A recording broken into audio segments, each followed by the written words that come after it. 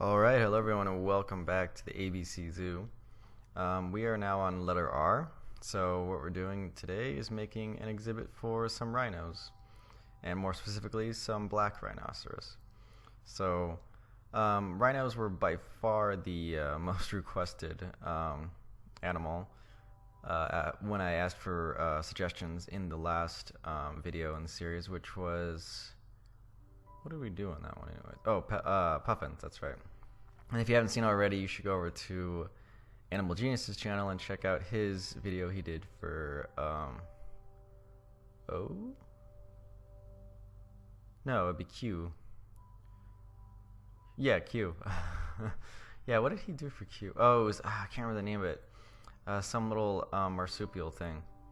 I can't remember what it's called. But yeah, go over there, go to his channel and check it out. It's a pretty cool exhibit, actually. But yeah, in this video, I am, like I said, building an exhibit for rhinos, and I am very, very happy with the way this one turned out. It's actually probably one of my favorite exhibits I've done in a while. It's one of those ones where you were building and you didn't really quite realize, or I didn't quite realize how much I like it until I saw like close to the final product, final product, I guess you could say. But yeah, I'm really, really happy with this one. I think it turned out really well. And I played around a little bit more with doing some different elevations and stuff in the exhibit and in the guest viewing area as well. And I think that really added something to the exhibit for sure. So I'm gonna try and do more of that in the future. But yeah, it's not like it's a majorly complicated exhibit. I just like the way it turned out. So hopefully you guys will like it as well once you see the final result. And let's see. So we're on R now, and next will be S, which will be on AnimalGenius' channel. Then I'll have T, I guess. So we're getting pretty close to the end of the series, actually, which is cool, but also a little bit sad, I guess. It'll be sad to see the series end, but maybe we'll do something else, something similar, season 2 or something like that, possibly. We'll see. I'll have to talk to Animal Genius about it, see what he wants to do. And then yeah, and also if you guys have, or you guys are also following my Vintage Zoo series, that's coming to an end fairly soon. So I'm going to be looking for a couple new series to start. I have some ideas, but I also really want to get your guys' feedback once I finish that zoo. I've been talking about that in that series, that I'm going to kind of open it up for you guys to leave suggestions for what we're going to do next. So I'm looking forward to that. Hopefully I'm sure you guys will come up with some pretty cool ideas. But anyway, back to what we're doing here. I just sort of built this little shelter there, as well as the barn, and then put all those rocks behind the shelter to make it look a little more natural, I guess. I don't know why I was doing the terrain right here, because it's all going to get messed up once I do the plants and foliage and stuff. So, oh well. But it ends up being very similar to that once it's finished, using those same 2 colors. The Mediterranean scrub. Or shrub, I can't remember which one it is. I think it's scrub, but also into some grassland. That Mediterranean, though, that's probably my favorite, or one of my top favorite biomes to use. I just love the color of it. And then just doing trees surrounding the whole exhibit, which I always think is pretty important to do, because especially when you're doing a single exhibit like this, it just kind of encloses it all in and keeps your focus entirely on the exhibit.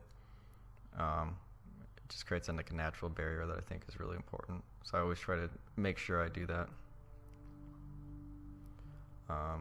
Yep, so now you see I have to go back and cover it all up again, and then I'm hiding these scratching posts in those dead trees, which I really like. Those dead trees. I don't see that many people use them, but I think they're really cool. They also have variants, like there's variants in size, so that's helps to make it a little bit more not so monotonous if you use a whole lot of them. So it's always good.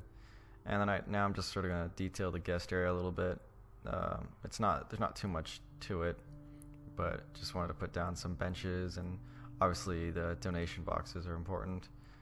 And then I put a few trash cans and lamp posts as well. The stairs I thought turned out really nice as well. So then I have those flower boxes, the 4 of them. So I think we're coming up pretty close to the end of the time-lapsed part. Well, it's all, well, none of it's live, but but the building part, and then we'll get to the actual guest mode. It took me a second to find this path again, but I really like the way it looks. I might have to use that in a whole zoo at some point as the primary path.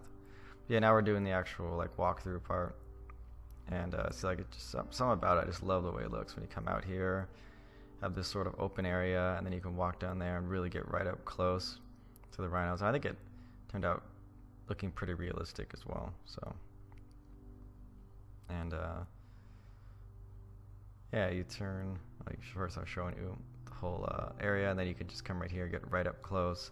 The rhinos can't get any closer than those logs right there, so I think that's kind of realistic. Not many zoos you can get right up to the point where you could like pet the animals.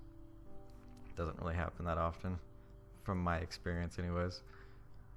And then yeah, plenty of room. I think I put 5 rhinos, so I always like making rhino exhibits. I really like rhinos, and I think it's something about their exhibits are always really fun to make.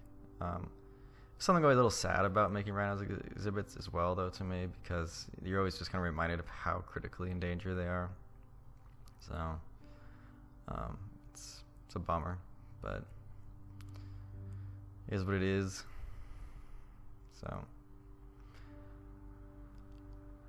I thought about actually doing another conservation type series like I did with the Saiga, the Save the Saiga series, something with rhinos.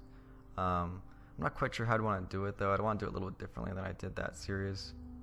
I'll have to think about that, because that's something I would like to do, and I think would be a really good thing to do.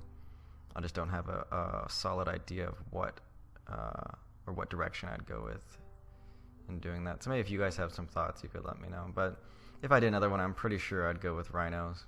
I just think they're one of the animals that that's just so important to think about when you're talking about conservation. They don't get talked about as much as they should,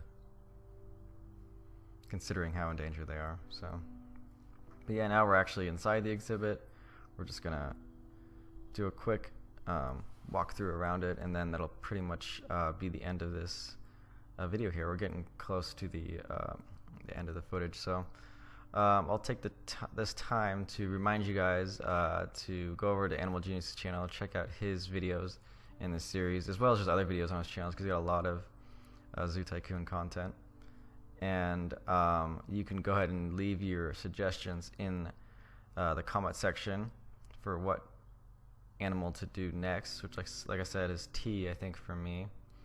And then S, you can go leave that suggestions over on his channel for the letter S. So, and yeah, that's pretty much gonna do it. So hope you guys enjoyed the video and the exhibit itself. Like I said, this is probably one of my favorites I've done in a while. Probably my favorite in this series, but yeah, I hope you guys liked it as well. So thank you very much for watching, everyone, and I'll see you all in the next video.